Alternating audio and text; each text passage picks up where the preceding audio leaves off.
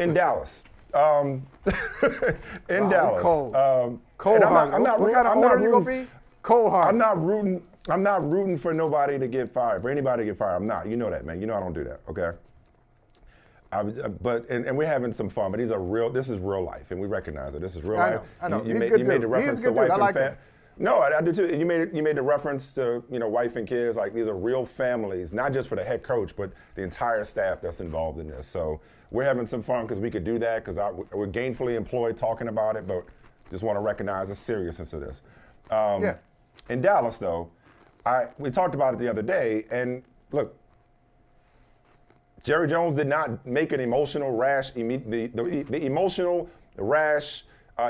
decision that Cowboys fans everywhere wanted him to do, during the game and after the game and right on the spot on Sunday. But I do think he needs to take a page out of Morgan Freeman's Joe Clark book and stop around with it and do it expeditiously. You want to jump, then jump, Sams. It's like, because Jim Harbaugh is out there interviewing. Everybody's got him penciled into the Chargers job.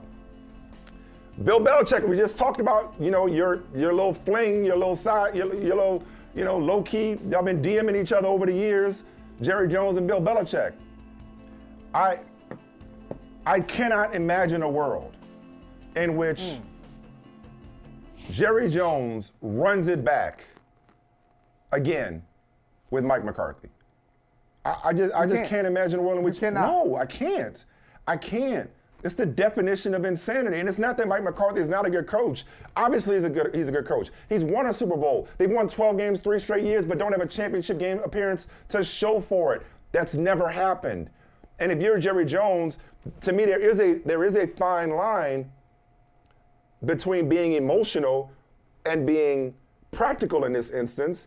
And I think it's a practical and prudent decision to change things, to shake things up, at least to get everybody's attention, because something about this team and this environment allowed it to walk into AT&T Stadium and get their shit pushed in by the Green Bay Packers. But as if just showing up was enough. I don't know, but something has to change. Is that here? This to me, wherever it is, this to me, or is and I think sometimes. I think they have a talented roster. I don't know about the quarterback as much as I thought I knew about the quarterback. The quarterback needs more of a running game than Tony Pollard could give him.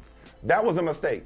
Thinking that Tony Pollard could be, we didn't talk about this enough, thinking that Tony Pollard could be the guy as opposed to a change of pace complimentary guy to Zeke Elliott was a miscalculation. That's just on offense. Zeke is good. Zeke was good this year. On defense, he was.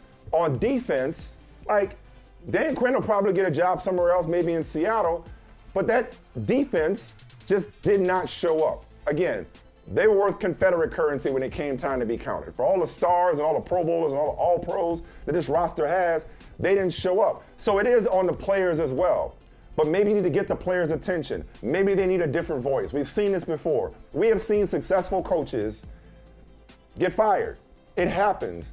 This to me is when change for change's sake is warranted. A lot of times I'm against that. I'm like, don't just switch it up just to switch it up. You have to do something, because doing this over and over, what's it got? What do you have to show for it? Nothing but disappointment. They have nothing but disappointment. I would rather give me Todd Bowles. Give me a guy that's 9-8 in the regular season, but whose team gets better, plays his best ball when I need it. I don't need 12-5 every year. Thank you for 12-5 every year. It's been fun. It's gotten us talked about in the talk shows. It's gotten nice flowery things written about us. It's gotten guys in the Pro Bowl and on the All-Pro team who Jerry Jones, now have to pay more because they think they're better than they are based on the regular season.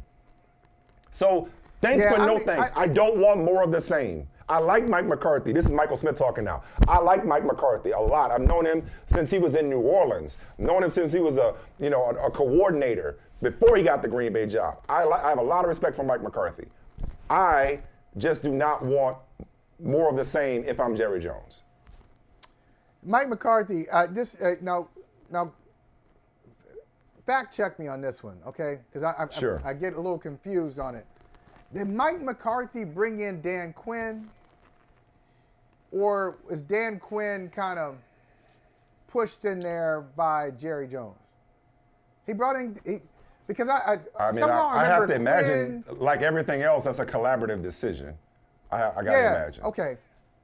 Yeah, like everything else. Why do I bring up Dan Quinn? Why am I bringing up Dan Quinn? Yeah. Because we Why ain't is he the head about coach? him. Well, at one point, people thought he was going to be the Again, head coach in waiting. Like, he was going to replace McCarthy at one point. I know that was a speculation. But I'm saying. Yeah. But I'm saying, Mike, they lost what, 48-32, and take away the pick 6, so that's 41. They got out schemed. They got out physical. I mean, there were no answers. The Cowboys had no answers for he's not a rookie, but a quarterback making his playoff debut. Making his playoff debut on the road against a number 2 seed. And he looked like that was 7-on-7. That was fine for him. He had no problems with them. Aaron Jones had no problems with them. As a matter of fact, first touchdown. Yeah. Hey, credit to Aaron Jones. First touchdown, goes into this hostile environment, goes, oh, wait a minute. There's my twin brother. Throws a great pass to his twin brother, the first touchdown. Yeah. That's what kind of day it was. Everybody was comfortable. This was an organizational. This was an there we go. There we go. Michael. They're comfortable. Comfortable. Right. They're comfortable. Hey, I saw this the other day. I don't know who needs to hear this. I saw this the other day. God said he made you uncomfortable, otherwise you wouldn't move. Can I get an amen somewhere? Okay. No. Okay. But no. Seriously. That's good. No.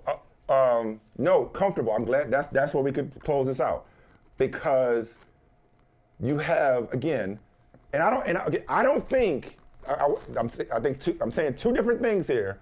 They can coexist. Hear me out. I think, to your point that you just made and I've made, I think it's more than Mike McCarthy. It's culture, it's environment, it's the market, it's certain players, it may be the quarterback, it was the defense. It's more than coaching, more than Mike McCarthy. Therefore, I don't think just add Belichick is the answer. I don't think you add Belichick and poof, voila, Super Bowl. However, going back to comfortable, if there's anything that man will do, and the same can be said for Jim Harbaugh, they will make them uncomfortable. Yeah, and that's right. And change will make you uncomfortable. The only people who like change are babies. So all of them need a wake-up call. There needs to be some level of accountability for these organizational failures. And so they need to be made uncomfortable by somebody who will come in here and say there's a new sheriff in town and his name is Reggie Hammond. Like that needs to happen if they're gonna squeeze through this window and do what I said I would not talk about them doing the other day. I just don't think it's gonna be with staying the course in this instance. We got one more thing I want to hit before we let you go. Yeah, go ahead. I was going to say, I'll just say quickly then. Yeah. If you want improvement and a little discomfort, I would say number 1 on your list is Belichick, and number 2 should be Harbaugh, because both of those guys they can't. Like Harbaugh will make you uncomfortable all the time, not just hey at practice. He'll just make you uncomfortable just being around him. He's just that kind of dude. So if you want that, I think those guys can bring it. Will it get them? See, what I'm unsure of, because we talk so much about McCarthy and Jerry Jones and Dak. We talk so much about the stars.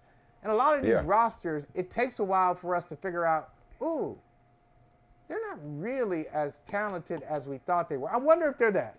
I wonder. They got all pros. I'm sure they got some holes that we overlook. Yeah, for sure. CeeDee Lamb is great. But there's always something. There's always some excuse or reason, and there's always a reason to rationalize running it back. I think again, not pulling for anybody to get fired, but I just don't think it makes sense to just say, oh, you know what? Because they don't look as close as we thought they were. Hey, thank you for watching Brother from Another. If you haven't hit that subscribe button, go ahead and do that now. Don't forget, you can catch us 3 to 4 weekdays on PeacockTV.com and on Sirius XM Channel 85.